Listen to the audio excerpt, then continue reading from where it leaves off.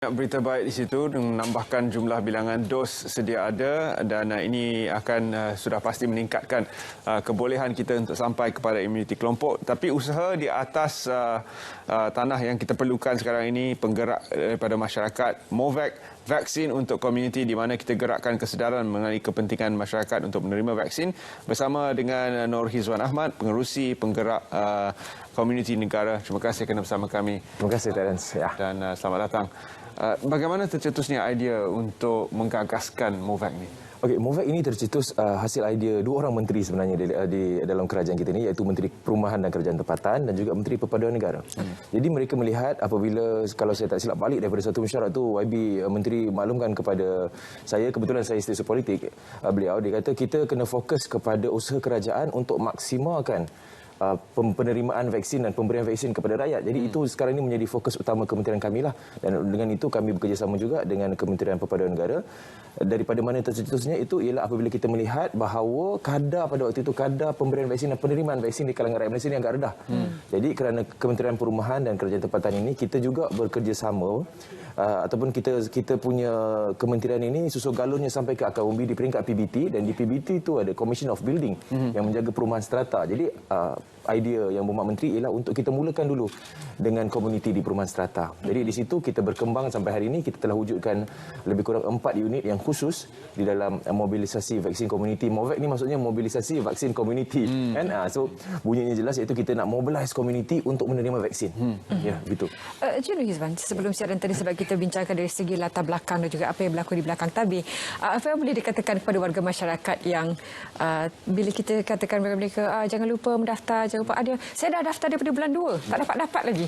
Apa yang boleh kita katakan kepada mereka supaya tetap optimis dan insya-Allah akan tiba giliran tersebut? Ya, sebab itulah macam tadi sebelum kita bermula ni tadi disebutkan banyak dosis Pfizer yang dah sampai. Sebenarnya macam saya cakap, this is something unprecedented, benda yang tak pernah berlaku. Jadi pengurusan itu mungkin pertama kali dan sebagainya, dan yang paling penting sekali kita boleh mendaftar, dan apa yang kerajaan boleh buat hari ini ialah berusaha untuk mendaftarkan semaksimal mungkin.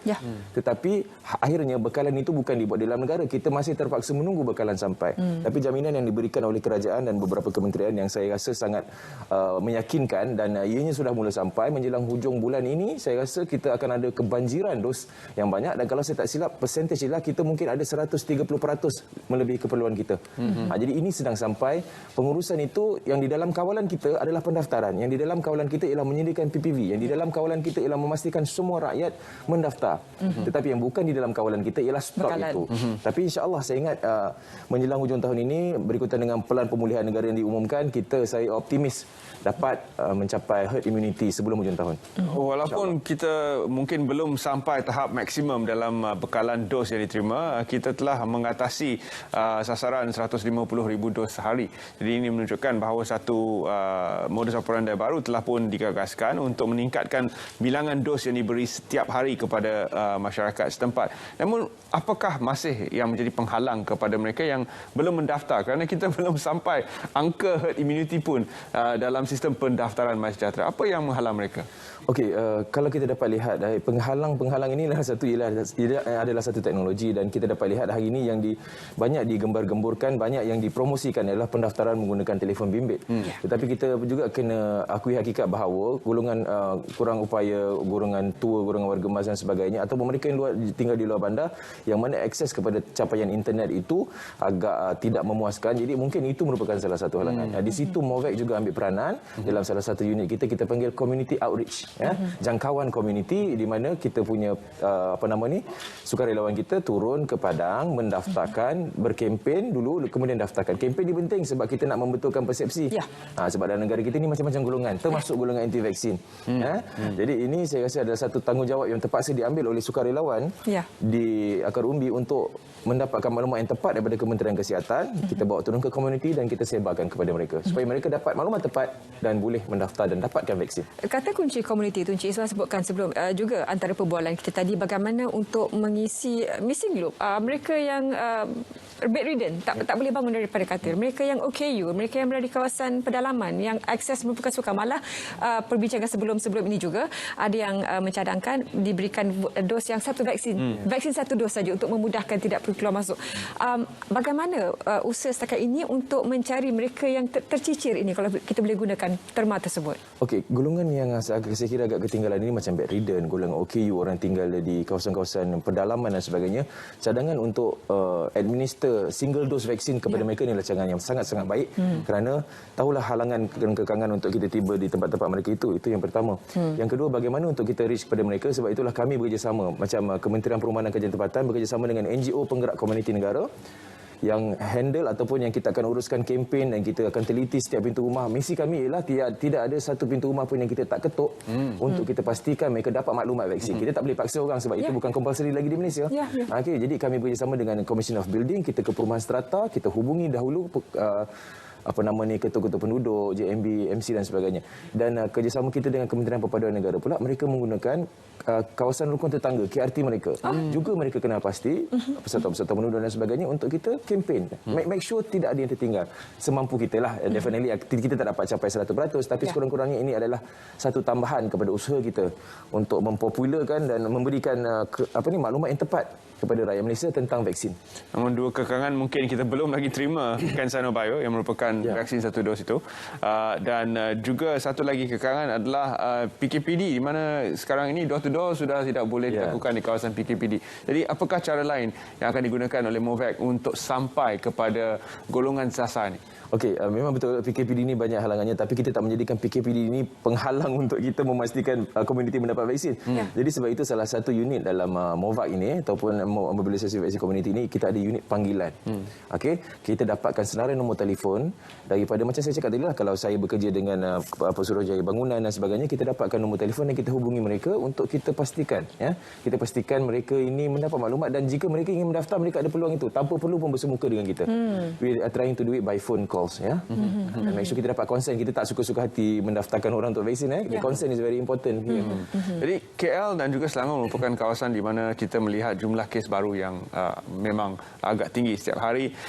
Dua kawasan inilah mencatatkan nilai kes baru yang paling tinggi. Apakah jalan penyelesaian yang boleh disampaikan oleh Movac untuk membantu lebih ramai orang di Selangor dan Kuala Lumpur menerima suntikan vaksin? Okey, sebab itu bila kita lihat kepada data yang agak membimbangkan baru-baru ini, Selangor saja sampai 3,000 kes satu hari.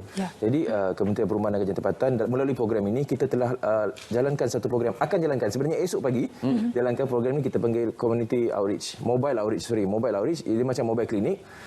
Kami bertanggungjawab terhadap PBT dan PBT bertanggungjawab terhadap penjaja. Jadi sekurang-kurangnya segmen penjaja di dalam komuniti itu diambil alih peranan dan tugasannya oleh KPKT. Jadi esok insya-Allah kita akan dapat memvaksinkan lebih kurang 500 orang penjaja di Ampang Jaya melalui Majlis Perbandaran Ampang Jaya. Kita buat di Dewan.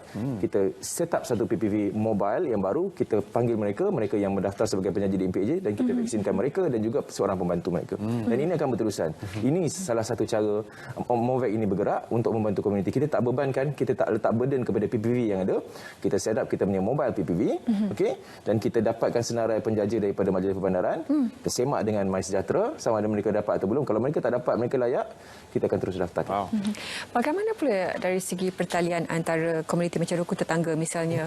Yalah, sebab kalau polisi secantik mana pun, kalau tidak ada kerjasama daripada golongan komuniti, payah juga untuk mencapai sasaran tersebut. Dan ada kawasan-kawasan komuniti yang menyediakan sukarelawan, dan ini di bawah Jabatan Perpaduan Negara. Bagaimana boleh digerakkan lagi ahli-ahli komuniti ini untuk memastikan apa yang dilakukan oleh Movac disokong dan dapat cepat lagi kita mendapat herd immunity ini? Ya, sebenarnya ini ialah common sense tahu sebenarnya. Kalau kita betul-betul inginkan maksimum vaksinasi, herd immunity dan sebagainya, semua orang kena ambil peranan. Kalau ikutkan secara hakikinya, Kementerian Perpaduan Negara dan Kementerian Perumahan tidak ada kena-mengena dengan vaksinasi. Ini adalah lebih kepada MOSTI dan juga Kementerian Kesihatan. Tetapi kerana kita memikirkan tanggungjawab ini adalah tanggungjawab bersama, kita nak keluar bersama, kita nak bebas bersama, kita nak kembali kepada norma asal. Jadi semua orang kena simpan logik dalam akal mereka tentang bagaimana cara mereka boleh membantu masyarakat, membantu negara untuk memaksimalkan vaksinasi ini. Jadi semua orang kena main peranan lah pada saya.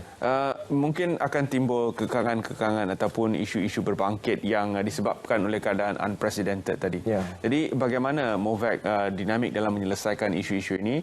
Mungkin ada pelbagai kerenah yang perlu dilayan oleh anggota Movac apabila mereka keluar untuk berdepan dengan rakyat. Jadi bagaimana, adakah latihan diberikan kepada anggota Movac yang menguruskan unit-unit ini? Ya, setakat ini cabaran terbesar kita ialah persoalan saya dah daftar lama tapi saya tak dapat vaksin. Dan sudah tentu kita ada jawapan-jawapan untuk untuk apa ni kegelisahan mereka itulah. Ya. Dan yang lain-lain lagi saya rasa tak berapa banyak sangat dan kita mendapat sokongan yang baik di peringkat tempatan. Mungkin kita engage dengan polis Diraja Malaysia, kita engage dengan Jabatan Bombon dan Penyelamat dan PBT dan semuanya. Jadi pada saya ini semua adalah berkaitan dengan penerangan kita kepada komuniti. Penerangan agak mustahil di kawasan bandar, pendaftarannya agak kurang. Kerana apa? Sebab mereka tak dapat maklumat, tetapi maklumat yang mereka dapat itu maklumat setengah masak yang macam kabangan lah dalam WhatsApp group semua. Ya. Jadi kerja kita ialah untuk menyebarkan. Ini mental illness, penyakit mental pun berlaku ni. Dia tak ada kerja duduk rumah kan, DBD kan. Jadi di kreatif macam-macam. Jadi kerja kita ialah untuk menyebarluaskan. Sebab itu kita sangat aktif dengan unit panggilan kita. Kita akan buat panggilan.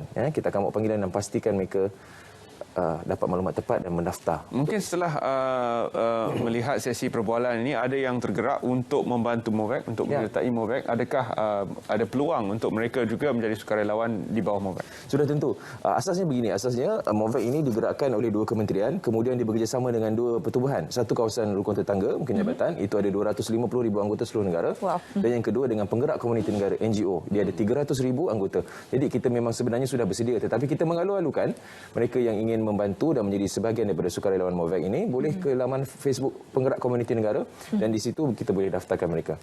Ada juga dalam situasi bila mana kita ingin berbakti kepada masyarakat tapi perlu memastikan kita terlindung dahulu.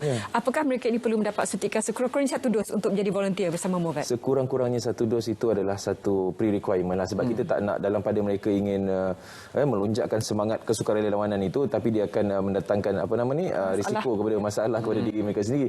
Jadi kalau boleh kita dapatkan dan kebanyakannya alhamdulillah dari segi kaki tangan dan juga sukarelawan kami kebanyakannya sudah menerima sekurang-kurangnya 1 dos lah. Dan kita sebenarnya bila kita bekerjasama rapat kita mungkin terdiri dianggap sebagai golongan frontliner sebab kita duduk di PPV.